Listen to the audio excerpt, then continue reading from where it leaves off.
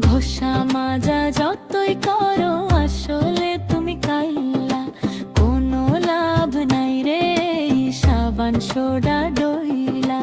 কাইলা গ্যাংয়ের সভাপতি ওরে মিস্টার কাইল্লা। কাইলা কাইলা কাইলা যাইস না রে তুই চইলা, হাতের কাছে পাইলে তোরে কান্ডা দিমু মইলা। তোর থেকে অনেক ভালো অম্ব দাদু ভুইরোরা।